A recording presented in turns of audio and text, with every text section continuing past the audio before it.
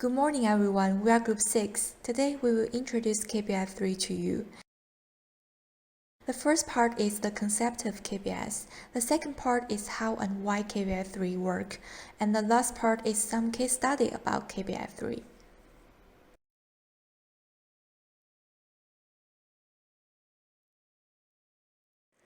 KPI 3 is a technology for disposal of high-level radioactive waste developed in Sweden by Nuclear Waste Management Organization called SKB. If the holes into the rock from the cave are drilled vertically, the method is called KPI 3V, and if they are drilled horizontally, it is called KPI 3H.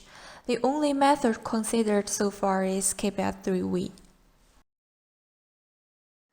Spent nuclear fuel is now basically stored in transitional storage equipment, and its danger is reduced continuously over time. However, it also contains substances that are active for a very long time, and these need to be finally disposed for many years to come. Therefore, KPI-3 storage method can be used for these materials that need to be decayed for a long time. The technology was developed by studying different natural storage facilities such as the natural reactor in Oklo, Garbin, and the uranium mine in Cigar Lake, Canada. The general theory is that radioactive rock in these sites has been present for thousands of years and has not affected the health and well-being of human populations.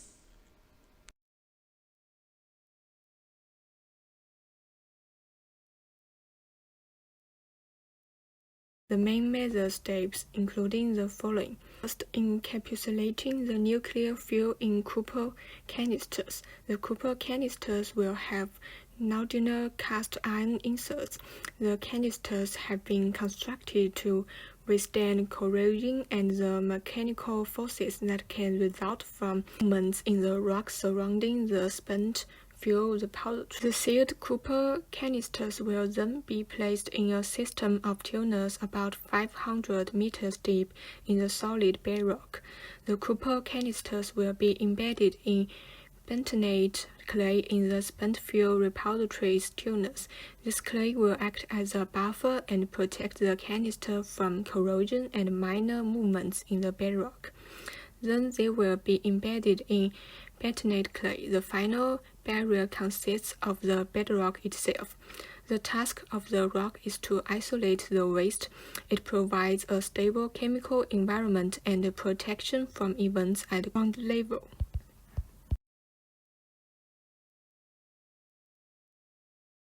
The canister, buffer, backfill, and closure are the main components of KBS3 repository.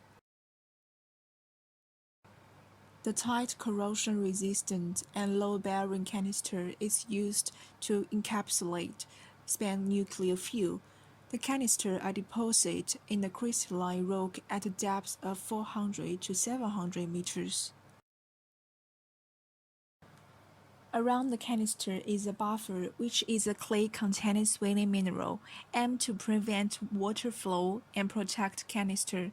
If contaminant is breached, buffer shell could also prevent and retard the dispersion of radioactive materials to the background and surface.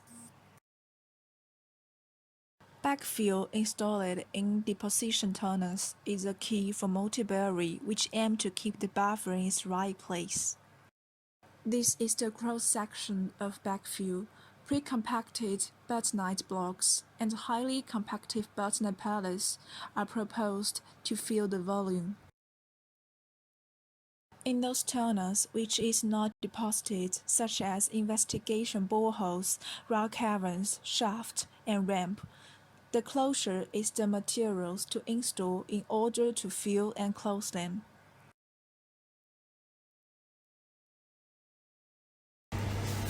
Okay, let's talk about design premises for a KBS3V repository.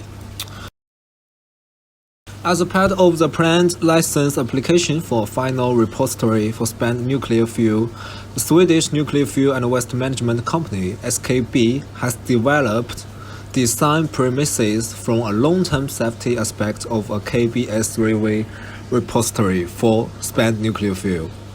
The purpose is to provide requirements from a long-term safety aspect to form the basis for the development of the references design of the repository and to justify. Design premises typically concern specification on what mechanical loads the barriers must withstand, restrictions on the composition of barrier materials, or acceptance criteria for the various underground excavations. These design constraints, if all fulfilled by the actual design, should form a good basis for demonstrating repository safety.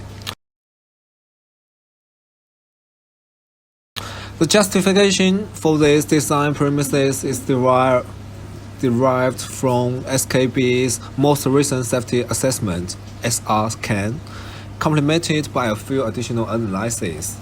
Some of the design premises may be modified in future stages of SKB's program as a result of analyses based on more detailed science data and a more developed understanding of processes of importance for long-term safety.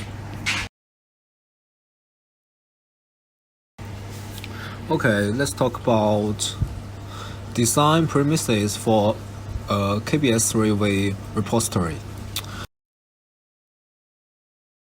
The unclosed spent nuclear film repository is a deep geological repository for the final disposal of spent nuclear fuel, the first such repository in the world for high-level waste.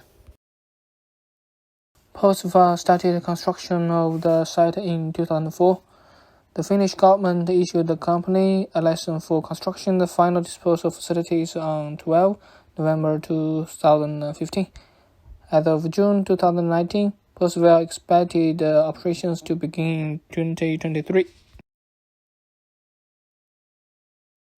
The facility's construction plans are divided into 4 phases. Phase 1, 2004 to 2009, focus on excavation of a large access tunnel to the facilities, spiraling downwards to a depth of 420 meters. Phase 2, 2009 to 2011, continuing the excavation to a final depth of 520 meters. The characteristics of the bedrock were studied in order to adapt the layout of the repository. In 2012, Postwell submitted an application for a license to construction the repository. The license was granted in November 2015. Phase 3, 2015 to 2017, construction of the repository. Phase 4, the encapsulation of the barrier of the area filled with the spent fuel is projected to begin around 2020. Prospect forecast. The unclosed repository is accepted to be large enough to accept a canister of spent fuel for around 100 years. Until around 2120, at this point, the final encapsulation and barrier will take place, and the access tunnel will be backfilled and sealed.